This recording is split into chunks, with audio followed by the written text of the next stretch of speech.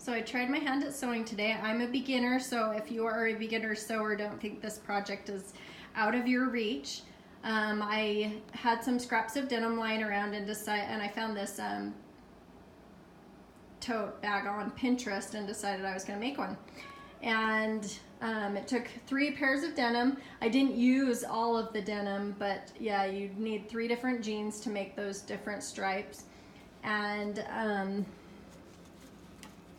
then I picked out some fabric for the lining. I like yellow, so that's what I chose.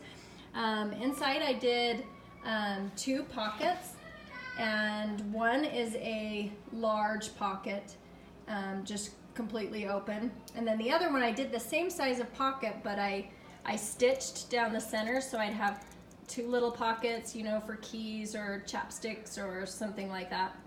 And then I added a snap enclosure.